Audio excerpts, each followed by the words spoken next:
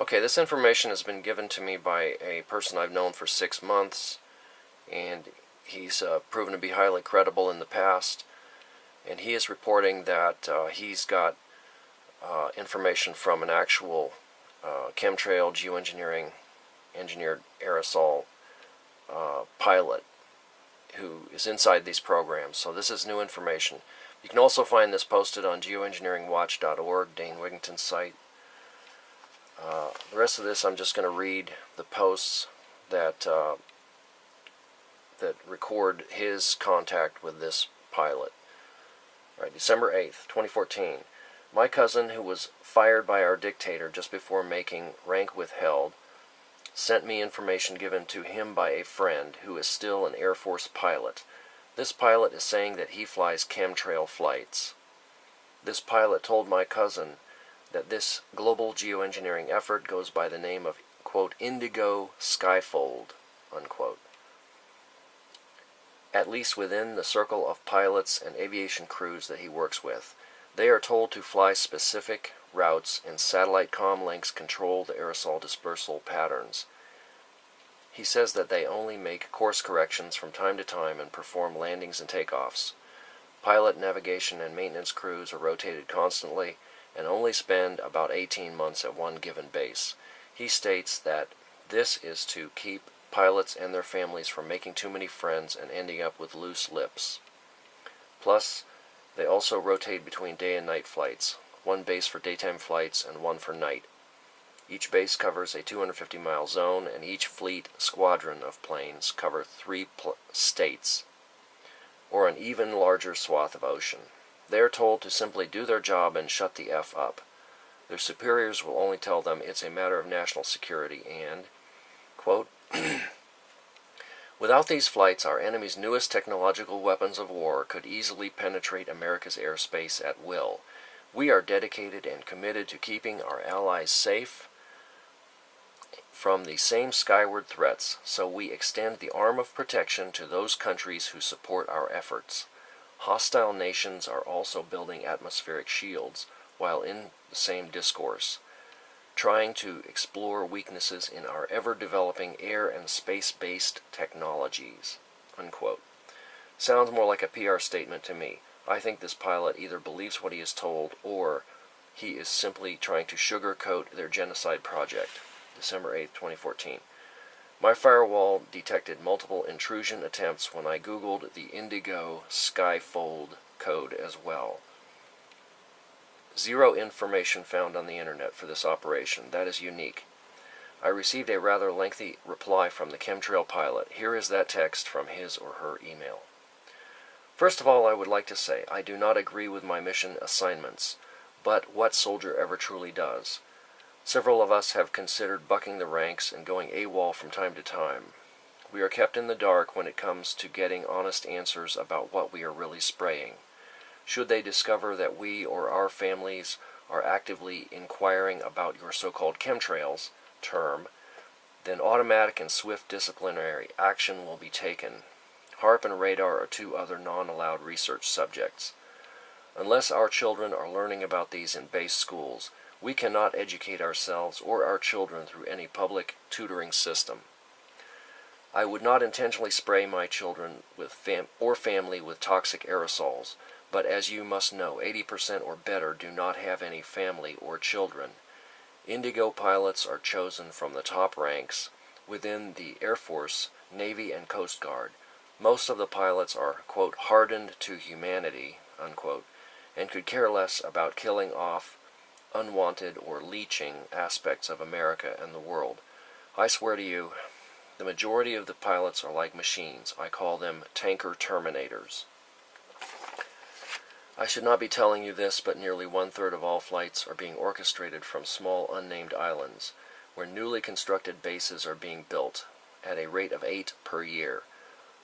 On these extremely remote islands, there are HARP arrays of every possible design, with many arrays surrounding these islands, within the depths of the ocean itself.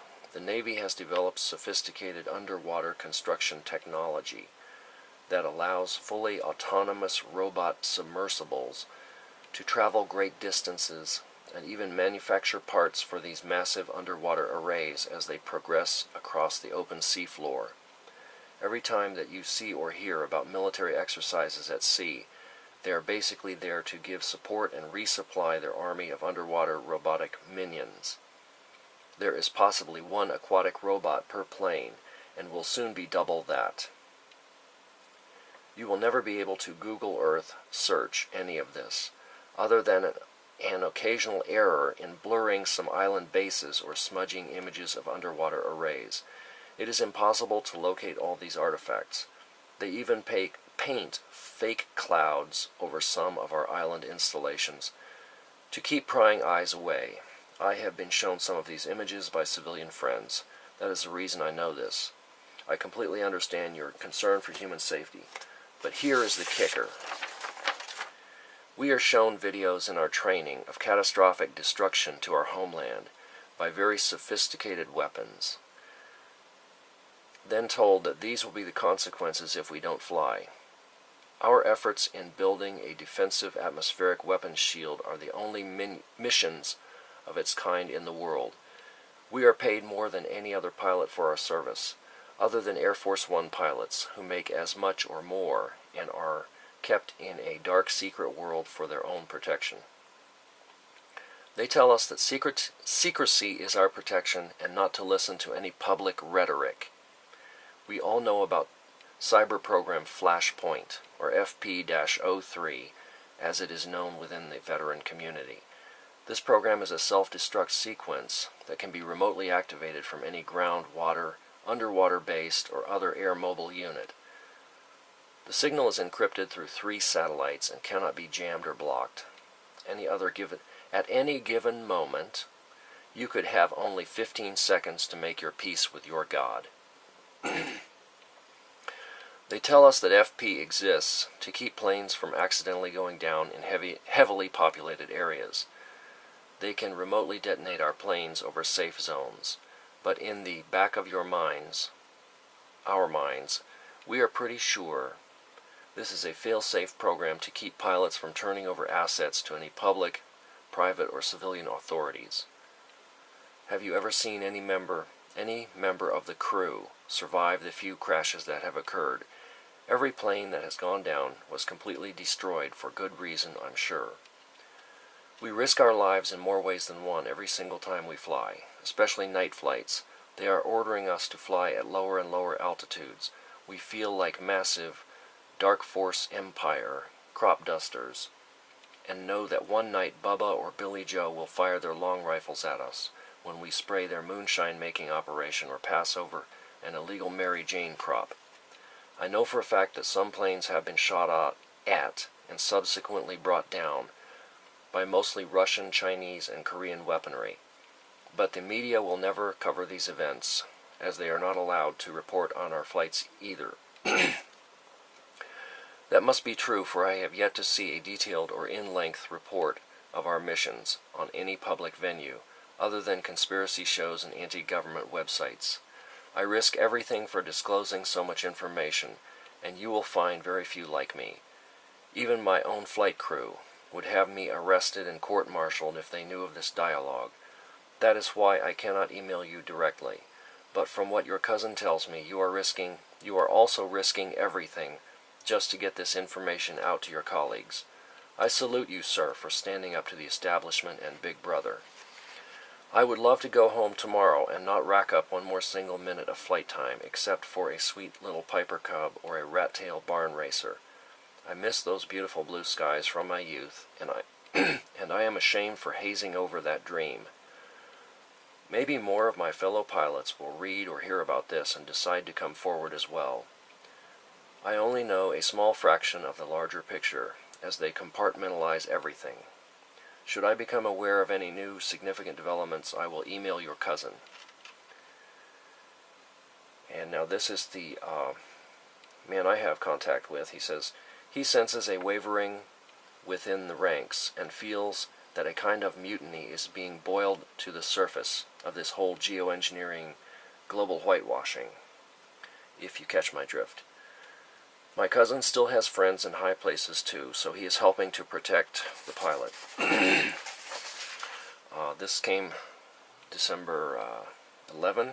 Last word from the pilot was, quote, all pilots on leave are required to report to their CO by December 15th for special training operations to qualify for Indigo Phase 2 flights, expected to be initiated by January 21. Those were his words, not the actual Air Force message. He wanted me to stress that.